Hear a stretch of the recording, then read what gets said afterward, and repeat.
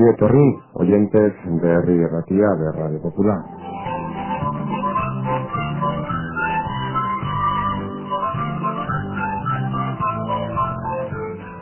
Nueva andadura de la Sociedad de Estudios Vascos de Eusko Ikaskuntza que comienza a estas horas. Y se lo hace para volver a ahondar o a incidir en lo que viene a decir aquel 15º Congreso de Estudios Vascos, concretamente en su segunda sección, en la sección de Geografía, Historia y Derecho.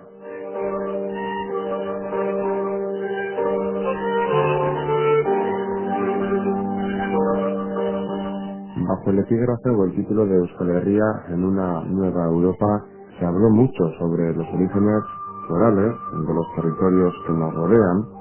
También se habló de su actual ubicación dentro de un Estado-nación y también de cuál puede ser su lugar en una nueva Europa.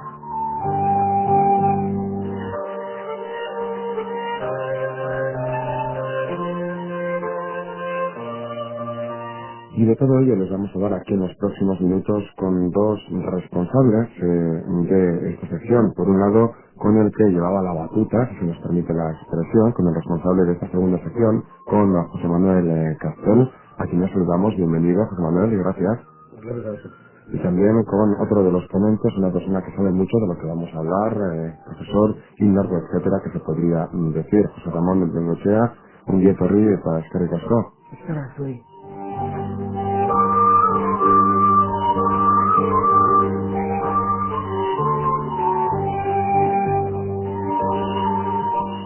Bueno, como quiera que por algún lado hay que empezar y como en toda orquesta, agarraremos esa batuta, José Manuel Castells, y como responsable de esta sección, a de pronto, ¿qué impresión se te quedó, ¿no? En su momento, una vez finalizadas las jornadas, ¿con qué idea, con qué grande reflexión te quedaste?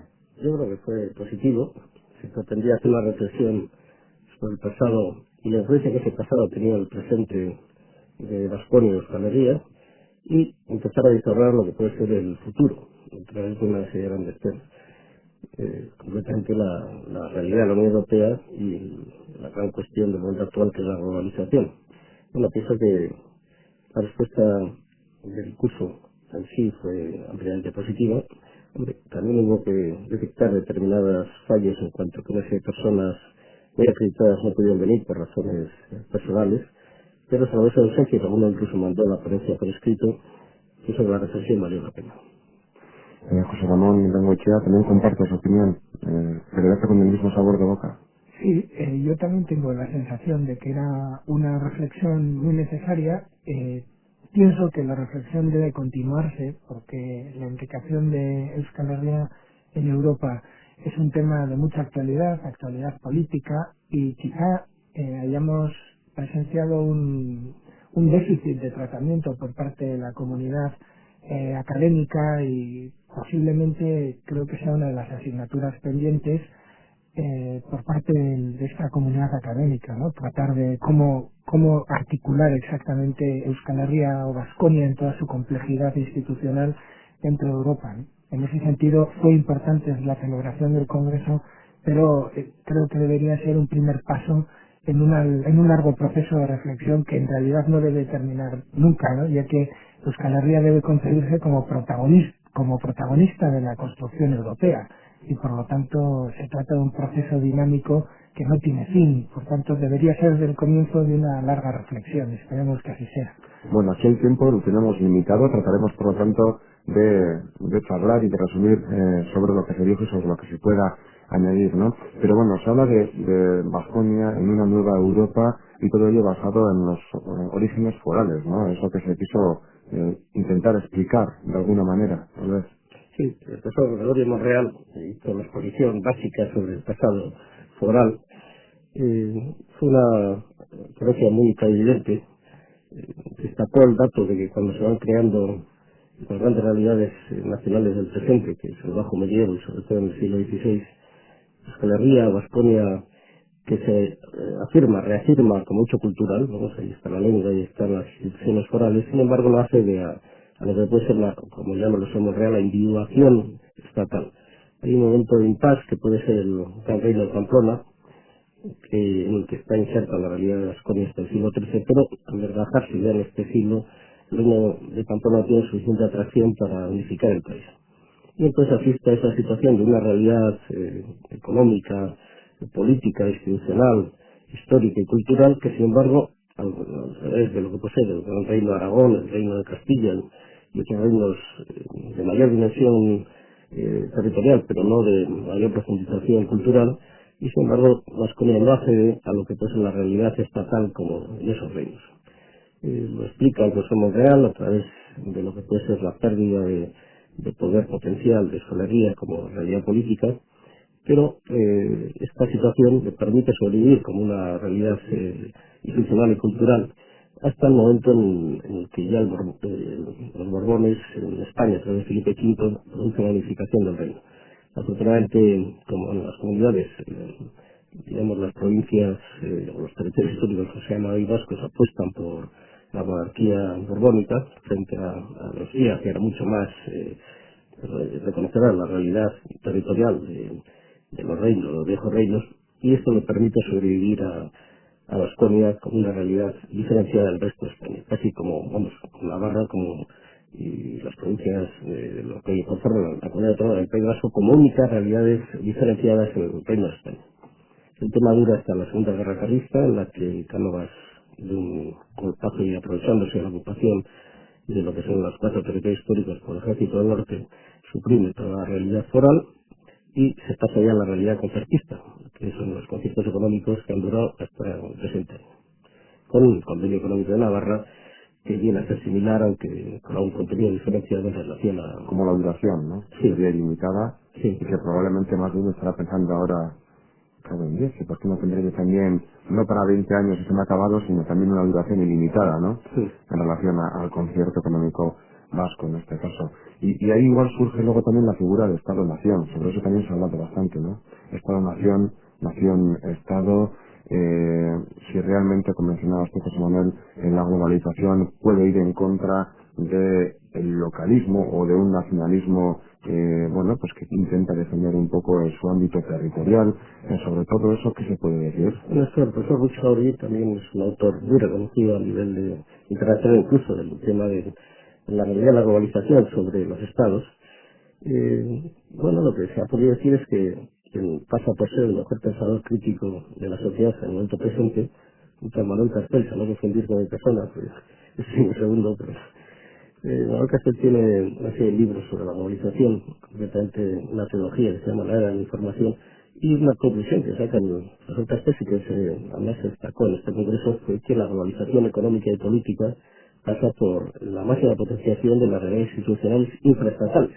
O sea, que hoy en día la globalización, como término que agrupa todo el orden a nivel económico, sobre todo a través de las grandes redes económicas, sin embargo pasa por el reconocimiento cada vez en una mayor profundidad de las realidades territoriales cohesionadas, comunidades de convivencia culturales, como puede ser el caso, y así lo cita el profesor Manuel Castells, de Cataluña y el País Vasco. O sea, que vamos a ver, es una de la historia, aunque parezca lo contrario y aunque haya agoreros más o menos proclives a afirmar las virtualidades del Estado-Nación, de que las pequeñas unidades convivenciales, que más o menos al medio de las grandes ciudades de la Edad Media, como centros de cohesión económica, cultural y convivencial, pues van en la órbita del futuro, que es la globalización, eso es innegable. Se entiende probablemente de ahí, José Ramón, de lo que se pudo hablar, que frente a lo que puede parecer y ante esta era de la globalización, con una nueva construcción de Europa, los entes no estatales, ni siquiera estatales, sino por debajo del Estado son los que pueden tener también mayor esperanza para la supervivencia, entre comillas, y que nadie nos malinterprete, porque no vamos aquí de ninguna guerra, ni mucho menos. Sí, yo creo que lo que se está produciendo es igual un desglose, ¿no?, entre los fenómenos económicos, sociológicos, geopolíticos, internacionales, donde efectivamente se produce este fenómeno conocido como la globalización, mundialización, etcétera. Por otra parte, el desarrollo de lazos sociales y de prestación de servicios más cercanos a los ciudadanos, que está generando la necesidad de potenciar en la esfera local, ¿no? El desarrollo de lazos de cohesión también locales, ¿no? Y por otra parte, el reconocimiento jurídico de las realidades, que no siempre va parejo con estos fenómenos, ¿no? Esto yo creo que se ve en este momento en la Unión Europea. La Unión Europea tiene un reconocimiento formal de lo que son las soberanías, ¿no? Y los protagonistas en la Unión Europea son los estados. Pero claro, el fenómeno sociológico que se describe, este fenómeno que hablamos de la globalización, ¿no? Que es la globalización con localización, ¿no? Es un fenómeno donde el Estado no es el protagonista principal, ¿sí? Sin embargo, formalmente y jurídicamente sigue siendo el único interlocutor reconocido, el único creador y protagonista oficial de lo que es el proceso de construcción europea, ¿no?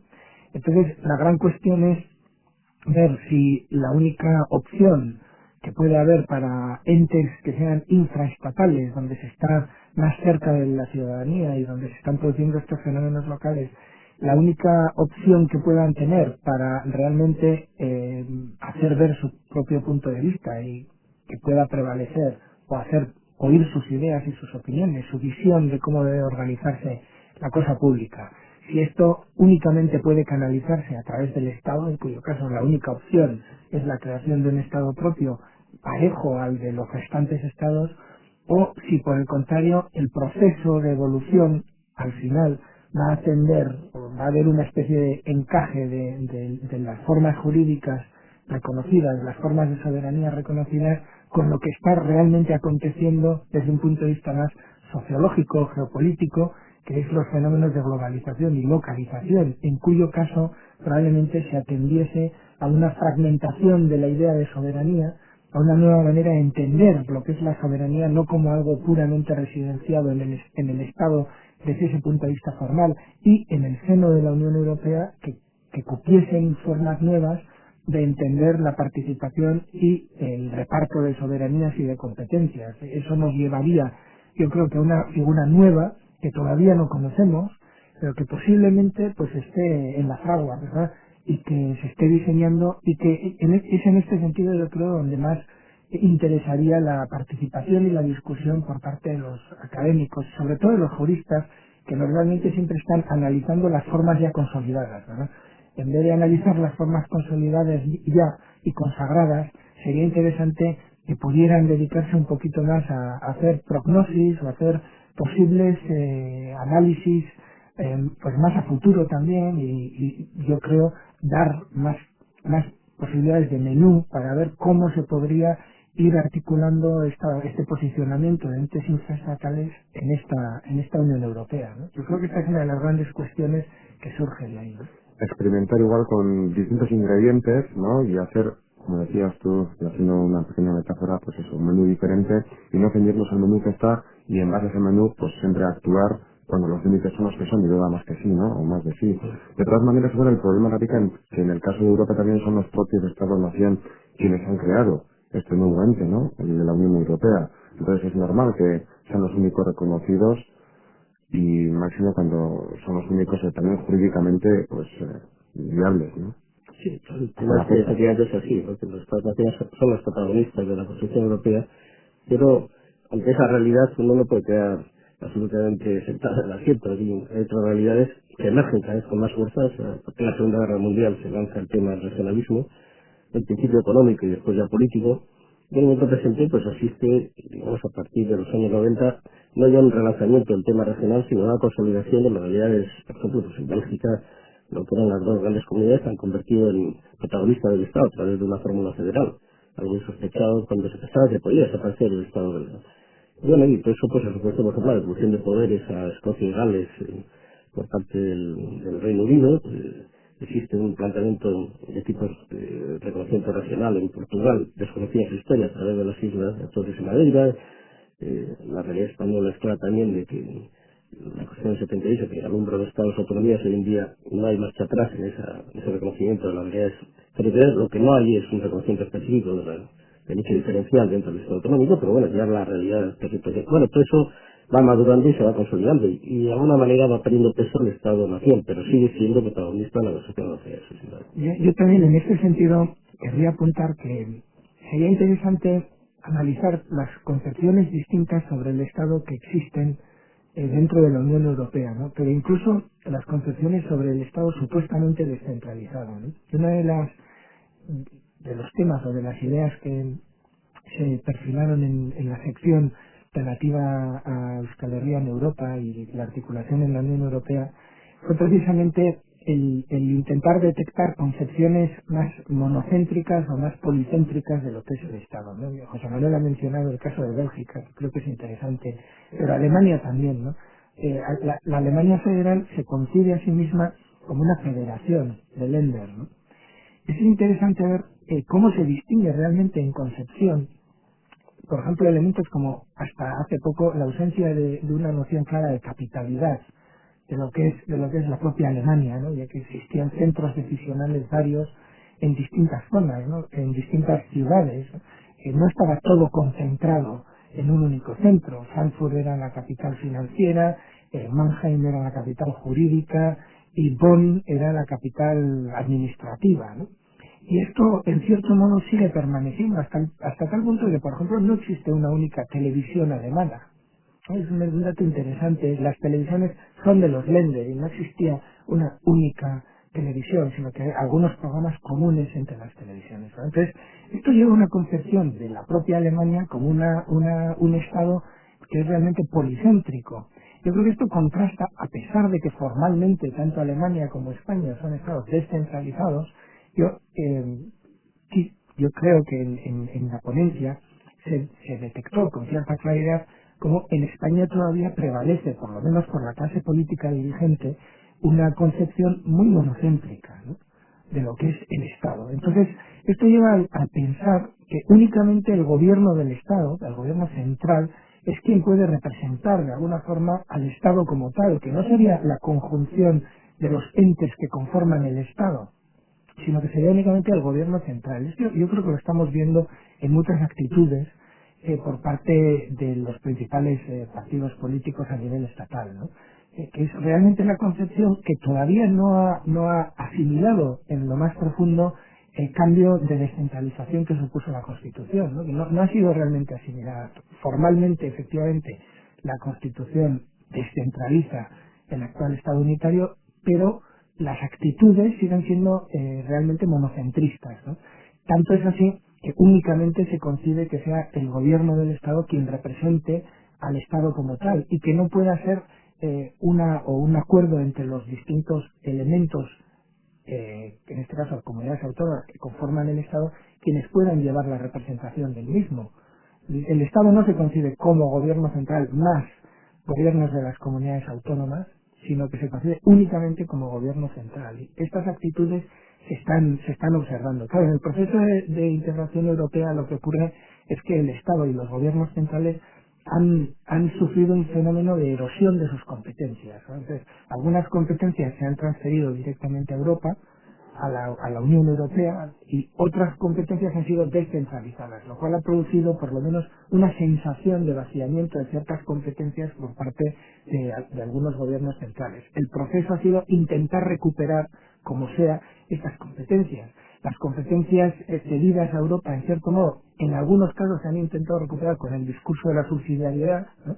Vamos a incidir en la subsidiariedad para que las decisiones se acerquen al máximo a los ciudadanos y solamente se haga a nivel global aquello que sea realmente necesario e imprescindible hacer a nivel global. Sin embargo, este discurso de la subsidiariedad se ha frenado ahí únicamente a nivel del gobierno central, ¿no? Y a nivel de competencias del Estado, ya que no se han aplicado el mismo principio de subsidiariedad internamente, donde se llevaría a una conclusión de que deberían ser las comunidades autónomas o los municipios, los poderes locales, quienes deberían ejercer muchas de las competencias, ¿no? Sin embargo, ahí se produce un vaciamiento de las competencias que antes se habían descentralizado para recuperar la fuerza del gobierno central. Y en ese caso, la excusa de que un único interlocutor en Europa sería el gobierno central es la excusa perfecta para ese proceso de recuperación de competencias, ¿no? Entonces, yo creo que eso es lo que está ocurriendo en este momento, unido a una concepción realmente monolítica o monocéntrica de lo que es el Estado, ¿no? Sí, pérdida de poder por arriba y por abajo, ¿no? Y que te hace un poco descolocarte.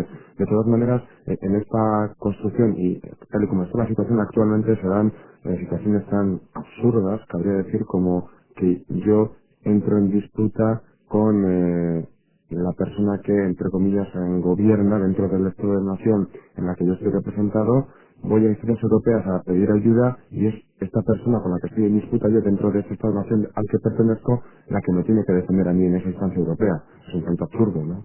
Sí, pero se ha producido, vamos, el hecho de las normativas forales en materia de incentivación industrial.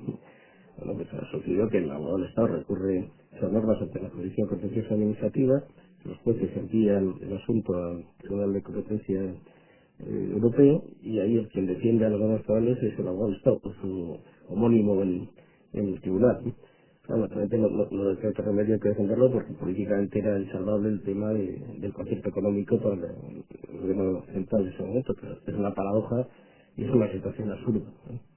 Y hay cierta reivindicación coyuntural del presente momento que pienso que es razonable, ¿no? ¿Cómo va a defender quien ha recurrido esa medida de manera adecuada en las instancias además externas? Es muy difícilmente, es una situación linda con absurdo.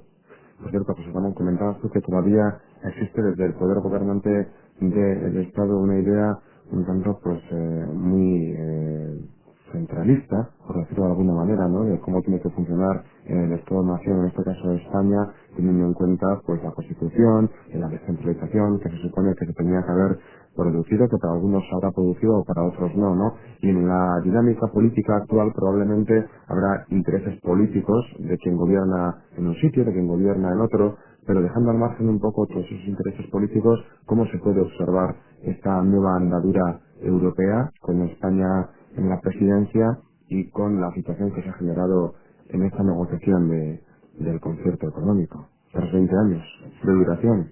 Una pregunta muy difícil. La del millón, ¿no? Sería la solución. Muy difícil, Ufo, pero yo creo que en este momento en la sensación que tiene uno es que los gobernantes en España tienen mucho miedo del fenómeno de federalismo, federalización, ¿no? Y lo tienen miedo a nivel interno, pero realmente tienen miedo porque su concepción del Estado no es acorde con el Estado descentralizado y policéntrico, únicamente conciben el Estado en su versión monocéntrica, ¿no? El gobierno del Estado decide y es el único capaz de representar al Estado, como si el resto fuera únicamente pues, entes tutelados por parte de este gobierno central, ¿no? Entonces, con esta concepción, todo lo que suene a federalismo hay que frenarlo, todo, pero incluso a nivel europeo.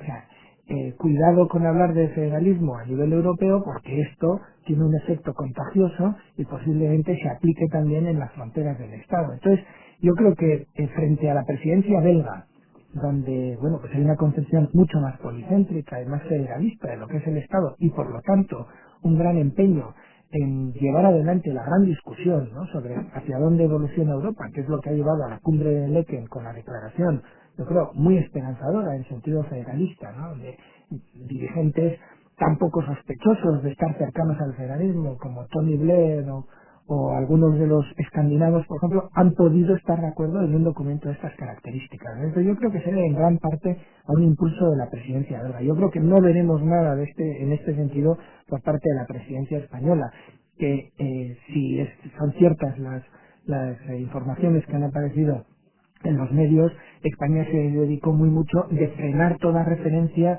a las regiones con competencias constitucionales o con competencias legislativas, ¿no?, donde precisamente por empeño de la presidencia bélgica se quería dar mayor protagonismo a las regiones, con lo que llaman regiones constitucionales, es decir, regiones o comunidades autónomas o Länder, etcétera, que tienen capacidad legislativa en muchas materias, ¿no?, materias que además en su caso pueden estar también armonizadas a nivel europeo, ¿no? Y entonces este empeño, esta intención de dar mayor protagonismo a las regiones constitucionales fue frenado, según las informaciones, por presión española, ¿no?, que no aceptaría un documento que hiciera este tipo de menciones, ¿no?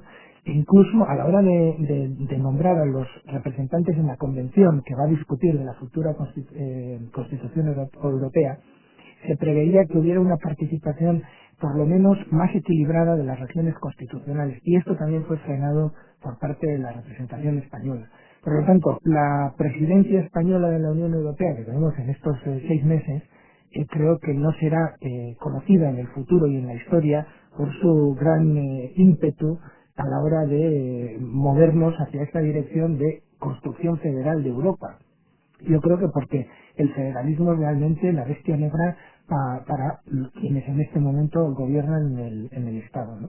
Esto ¿a dónde nos puede llevar? ¿Qué es lo que puede pretender impulsar? Por supuesto que la Unión Europea tiene muchísimas líneas de evolución posible, y la creación del mercado común, la creación de un espacio social europeo son temas importantes, aunque también sospecho que el actual gobierno del PP no sea uno de los mayores entusiastas de la creación del espacio social europeo tampoco, ¿no?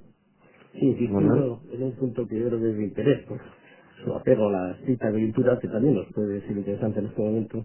El ministro Montoro, en la prensa de hoy, día 3 de enero, cuando rechaza la posibilidad de participación de una comunidad autónoma en las instituciones europeas, cuando le indican que hay países en Europa como Alemania, Austria, en la que sí sucede, dice, bueno, eso, España está conformada en un estado de autonomías y no es un país federal. Lo cual, pues, quiere decir que todo aquel país que no opte por el federalismo no va a tener participación de sus entes infraestatales en la Unión Europea. Lo cual es un error, ¿no? Porque en el Reino Unido, por ejemplo, Escocia acude, ¿no? Ayuda. El Reino Unido no es un país federal precisamente, es un país que ha reconocido tradicionalmente a través de la hegemonía de Inglaterra, que ha reconocido las realidades locales, sin embargo en este momento Gales y Escocia participan en las realidades europeas. ¿Por qué? Pues porque el Reino Unido, sin ser federal, sin embargo sí es un Estado que tiene una gran sensibilidad por la realidad de una descentralización política. Yo diría que tiene una concepción policéntrica de lo que es el Estado. No es necesario ser federal para tener esa sensibilidad.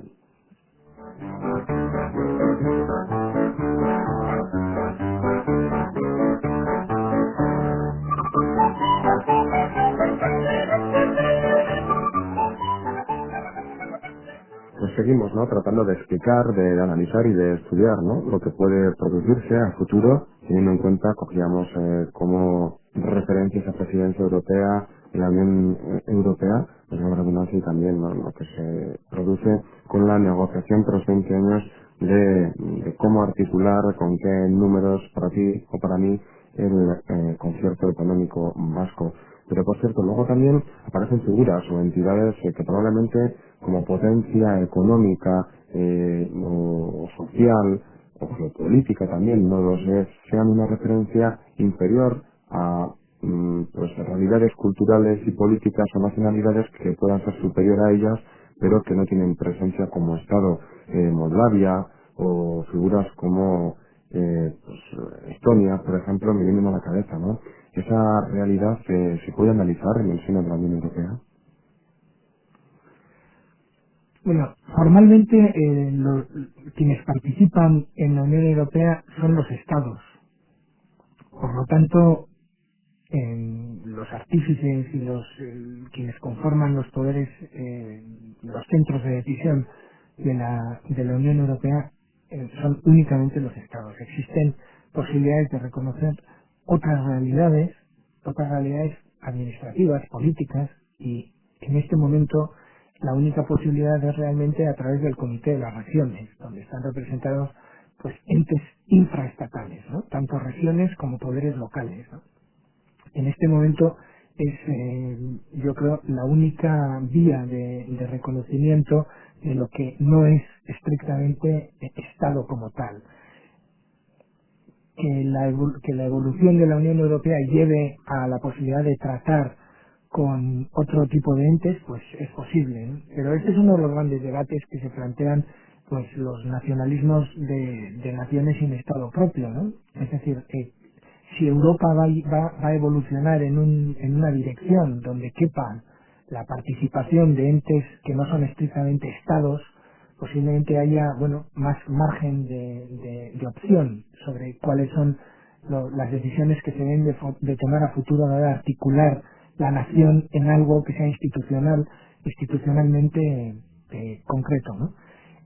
Pero por otra parte, si la única evolución posible, y si tal y como parece indicar en este momento pues las declaraciones que ha comentado José Manuel, ¿no?, sobre quién participa en la Unión Europea, si es únicamente los Estados, yo creo que es el propio partido que hace estas afirmaciones quien cierra las otras posibilidades y la única vía que parece restar es o entenderse bien con el Estado y llegar a una especie de negociación para que defienda los intereses de esos entes infraestatales directamente, actitudes que se pueden ver en algunos partidos políticos, o bien decir, bueno, pues si la única cabida es crear un Estado propio, creemos un Estado propio. Quiero decir, en cierto modo, quien está eliminando los matices es precisamente el gobierno del Estado. Que está, bueno, aquí no cabe más opción que ser Estado, y como ustedes no son Estado, pues no tienen nada que hacer. Entonces, ante esta situación de bloqueo, la única alternativa es o bien se consigue que el Estado defienda mis propios intereses, ¿no? Entonces se hace un pacto con el Estado para que por lo menos secretamente. Bueno, yo creo que volviendo a nuestra realidad, en España se ha producido una cierta evolución de lo que son los últimos años del gobierno socialista hasta el 96, en la que de manera informal, como ha dicho José Ramón, se pactan políticas estatales o leyes o reglamentos de alcance estatal con las realidades de las comunidades autónomas, se llegan a acuerdos más o menos implícitos y se reflejan en algún momento a nivel incluso formal en el propio preámbulo de la ley. Eso es una práctica que comienza en el 94 y dura hasta el 97. El actual gobierno, que no es precisamente el del PSOE, ha desmantelado cualquier posibilidad de acuerdos previos, que en el fondo son consensos, si se quiere, de raíz federalista, en el sentido de decir, bueno, pues vamos a hacer esta ley, qué opináis sobre la ley de autonomía universitaria, qué problemas hay, y tratar de llegar a acuerdos. Eso ha desaparecido en la escena política española para convertirse en la actualidad lo que es una mayoría absoluta, tanto en el Congreso como en el Senado, que impone su voluntad. Y ahí está la misma ley que acabo de citar, la ley de autonomía universitaria, con la medida de todos los sectores sociales universitarios, de todos los partidos políticos de la coalición canaria, y sin embargo desde adelante. Hay un cambio de talante a nivel central evidente, por ejemplo, en la conformación de los órganos constitucionales. Sí se habían llegado a acuerdos en otras épocas pues, para que entrara algún miembro sobre todo de Cataluña, o procline a las instituciones políticas catalanas en el Tribunal Constitucional, eso ha desaparecido, ¿no? El Tribunal Constitucional, como Consejo General del Poder Judicial o como cualquier otro órgano de peso, es un patrimonio de un partido político y en todo caso abre la vía al otro partido político estatal mayoritario. Y punto, no hay más. Eso genera igual una situación como la que vivimos hoy en día, probablemente de mayor, con el caso y con la referencia vasco, de mayor polarización y de tensión, no lo sé, pero también podríamos empezar a hacer, no sé si decir rumorología o a especular, ¿no?, con el futuro. Por un lado está la posibilidad de que en Madrid gobierne el Partido Popular o de que en Madrid gobierne el Partido Socialista. No creo que quepan mayores posibilidades. Entonces, partiendo de esa base y teniendo como referencia a nacionalidades o realidades culturales bastante pues establecidas, como el caso vasco, el caso catalán y el caso gallego, que cada uno de ellos es muy diferente, realmente si el PSOE estuviera en el poder de Madrid, con una figura como la de Maragall en Cataluña y con el peso que puede tener Cataluña como nacionalidad y realidad cultural, sería la cosa diferente, teniendo en cuenta la presencia de Fraga en Galicia o la presencia, no sé si decir, de figuras pues muy conocidas por todos, tanto del PSOE como del PP, que existen en el entorno vasco. Pues es una Curación interesante. Que es muy difícil de determinar a priori, ¿no? Claro, ¿hasta qué punto el eje periférico, como dicen en Madrid, puede llegar a incidir en la política estatal? La verdad es que hay ejemplos, el de Cambó en la segunda década del siglo pasado, la intentona de Roca a través de un partido liberal muy apoyado económicamente por determinados bancos. Bueno, los dos es un fracaso, ¿no? Era una especie de entrada de Cataluña en el gobierno del Estado, que levantó suspicacias, y hemos vivido lo que fue el intento de Roca, levantó suspicacias en donde está el poder, que es, nos gusta o no nos guste, es en el centro, y el centro se llama Madrid. Y con el centro está todo Castilla, está toda Andalucía, bueno, parte de Andalucía.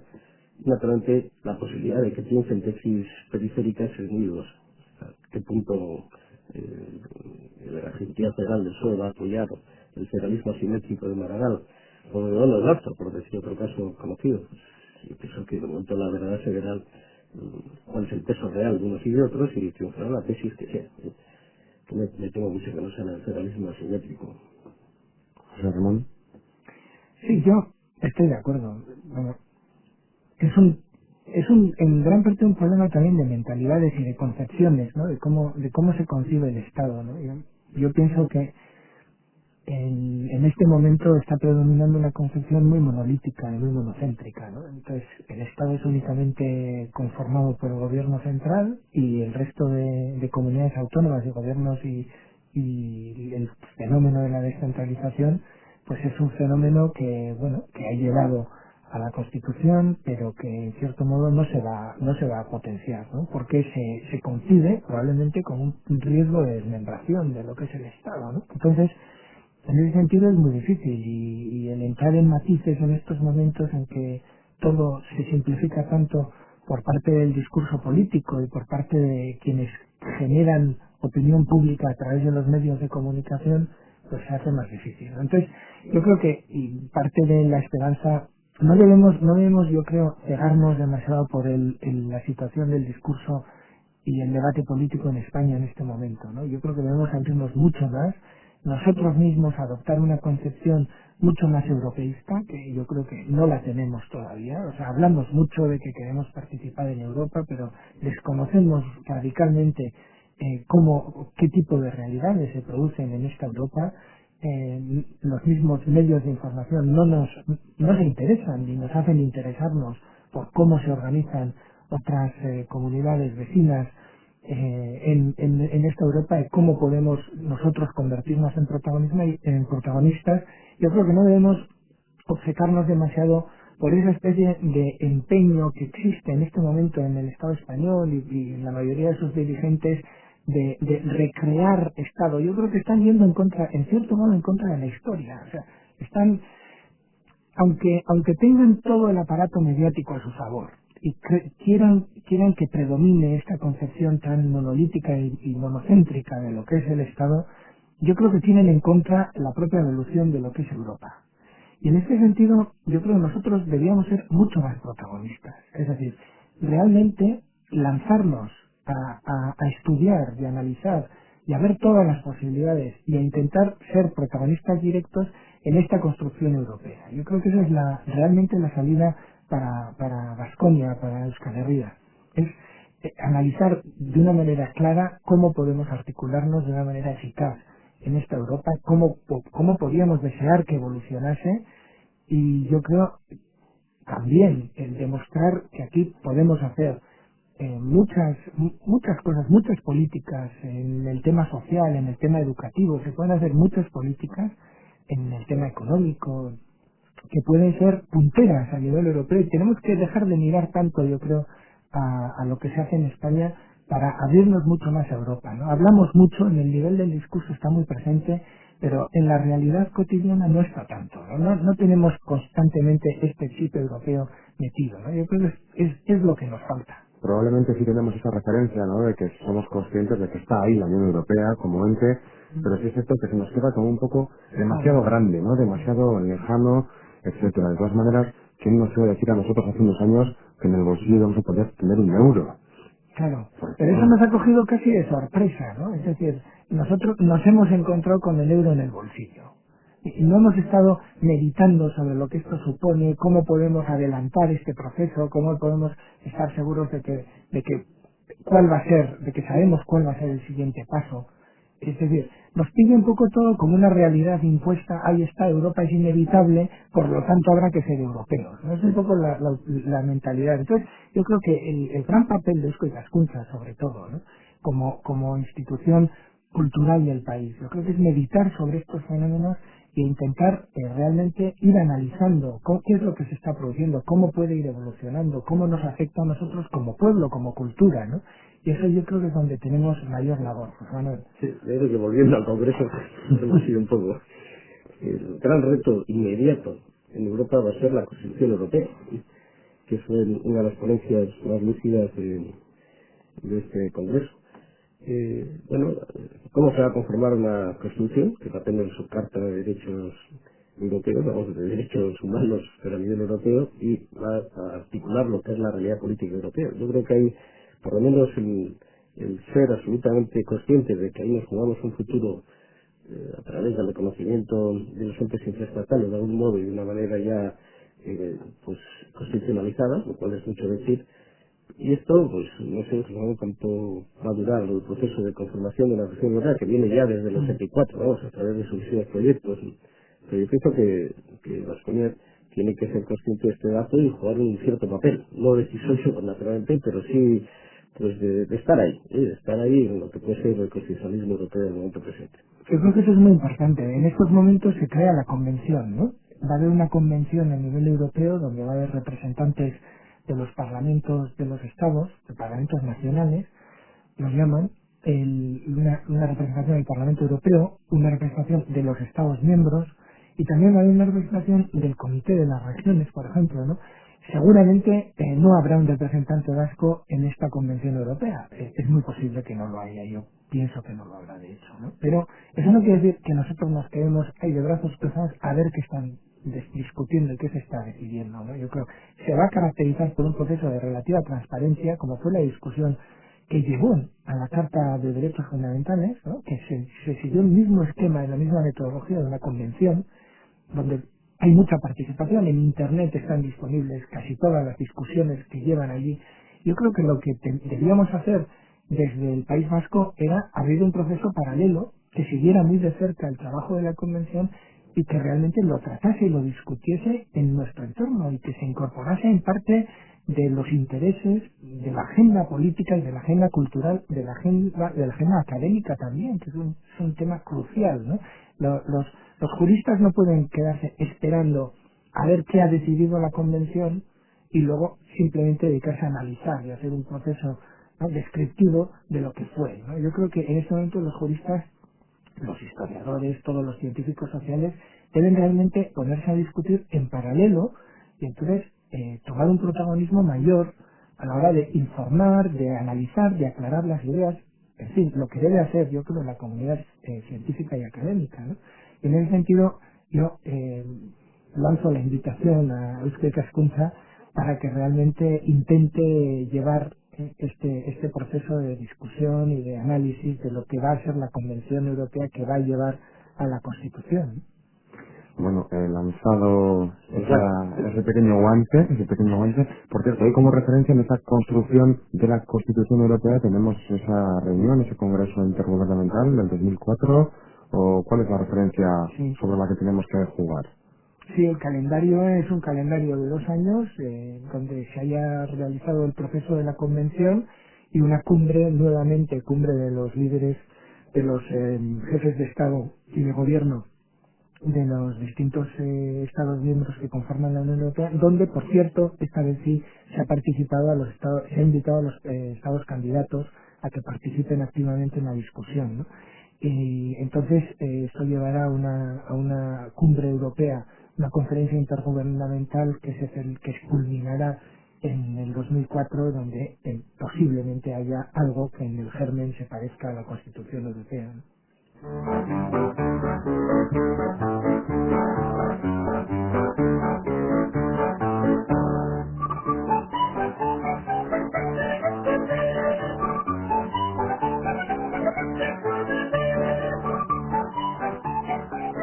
Pues estamos ya prácticamente acabando, tenemos pocos minutos por delante, pero bueno, sí voy a permitirme el lujo de leer una reflexión, ¿no? En relación a lo que yo decía esta sección.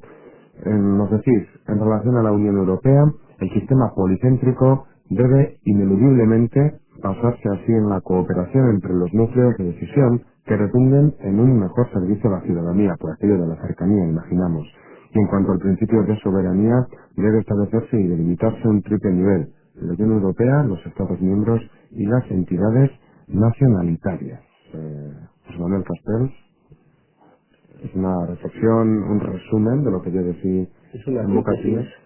Una síntesis pienso que de las dos grandes áreas, que era la globalización económica y política y el tema europeo, en el sentido de fijar ya una cierta promoción y volvemos otra vez a la Constitución Europea, entre las tres grandes realidades que conforman hoy en día Europa, que son las realidades institucionales europeas, las realidades políticas europeas, bueno, esa realidad que viene desde el bajo medievo y que se conforma en el siglo XVI, que son los estados nacionales, y por último, la emergencia cada vez con más fuerza de las realidades infraestatales.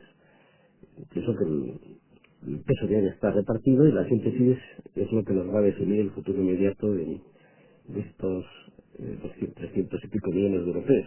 Y esperemos que la cosa vaya en marcha no a través de lo que puede ser un representante único por Estado, sino a través de la participación de todas las realidades institucionales de los Estados. Esperemos, es una esperanza. José Ramón. Normalmente me resulta muy difícil estar en desacuerdo con José Manuel y en esta ocasión más difícil todavía.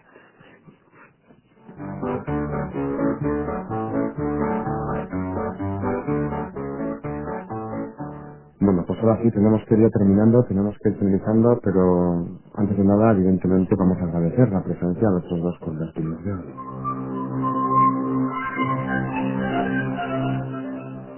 José Manuel Castells, gracias por haber participado aquí en esta tertulia en la Sociedad de Estudios Vascos, y José Ramón Bengoechea, gracias a ti también.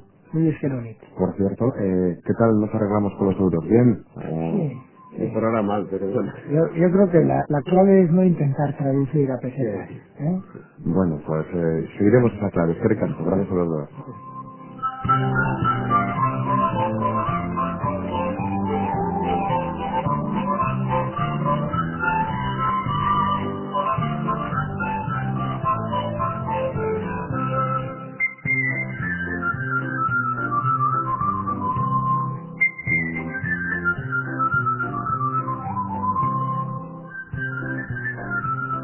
Y gracias también a todas y a todos vosotros por haber estado ahí atentamente al pie del cañón, escuchando lo que han comentado nuestros contertulios, nuestros expertos en la materia, José Ramón Bengoechea y José Manuel Castells, sobre Baskonia en una nueva Europa.